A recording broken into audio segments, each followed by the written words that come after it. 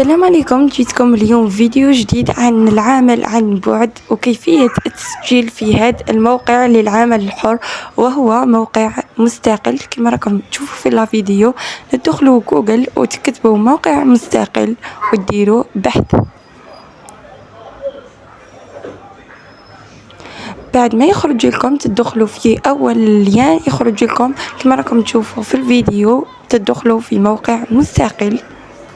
راح نوريكم خطوة بخطوة كيفية التسجيل في هذا الموقع للعمل عن بعد أو العمل الحر.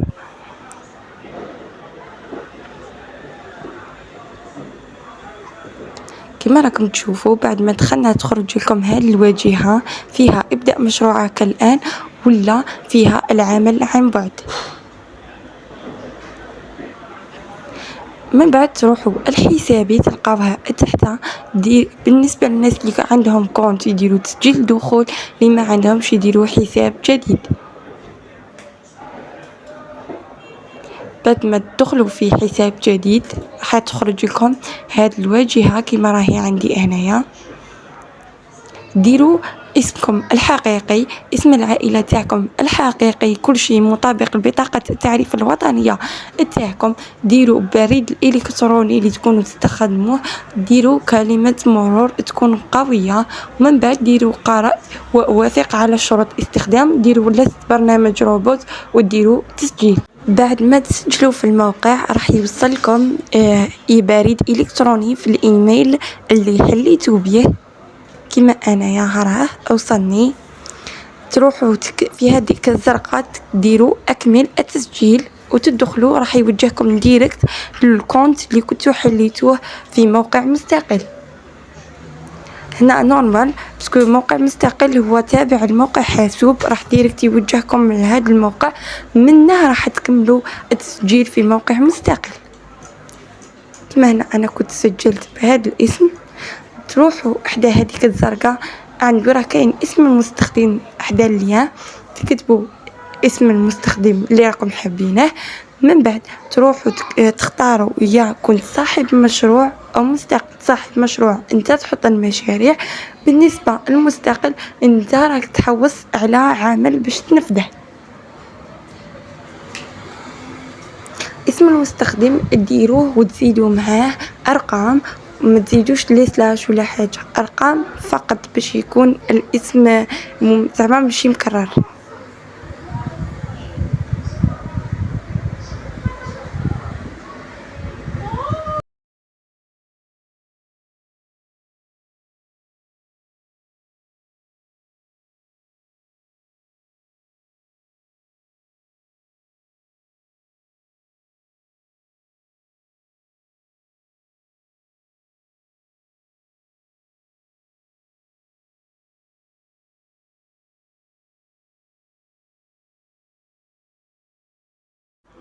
بعد ما تختاروا اسم المستخدم تروحوا تضغطوا على التالي وتزيدوا الخطوة اللي موراها وهي معرض الأعمال. أول حاجة تختاروا العمل تاعكم في هذا الموقع، واش هو التخصص تاعكم اللي راح يكون. مثال شوفوا لي هنا شرحهم كاينين التخصصات اللي تقدروا تشاركوا فيهم. من بعد تروحوا ديروا المسمى الوظيفي. هنا في المسمى الوظيفي تختاروا اي حاجه من هذو تبغوا تختاروهم كاع ما كاش مشكل. من بعد ديروا النبذه التعريفيه عليكم، مثل اسمكم، خدمتوا، الشهادات اللي تمتلكوها، مستوى الدراسي، سنوات الخبره، كامل هذو راح تدخلوهم في النبذه التعريفيه.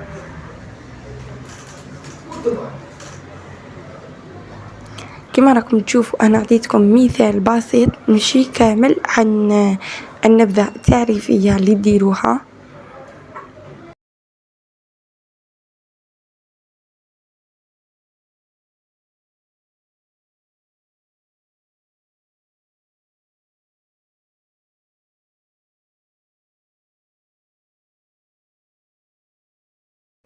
من بعد راح تجوا تختاروا المهارات. بالنسبة للمهارات راح تختاروا تبغوا كامل المهارات اللي فيما ديروهم. نورمال ديروا كامل. عاطيكم شوا كبير بزاف من المهارات.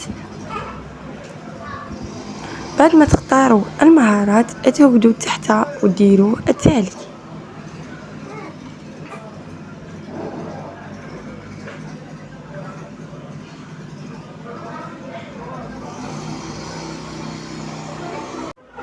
من بعد الخطوة الأخيرة في التسجيل وهي القبول أو لا. هنا في القبول أو لا راح تجيبوا 3 من الأعمال تاعكم السابقة نتوما درتوها، سواء تصميم، ترجمة، أي شيء نتوما درتوه راح تجيبوه.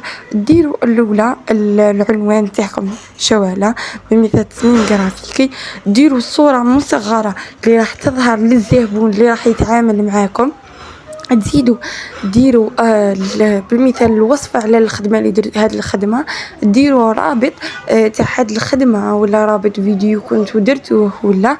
من بعد ديروا تاريخ الإنجاز وين درتوا هاد الخدمة. راح ديروا 3 من الأعمال تاعكم السابقة كنتو أنجزتوها.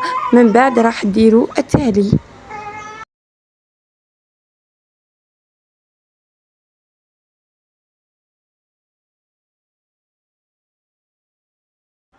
من بعد راح تجوا الخانة البحث تدخلوا للمشاريع وراح تجيبوا كامل الأعمال اللي تقدوا وتشاركوا فيهم وتنجزوهم وتربحوا مبلغ مالي عليهم.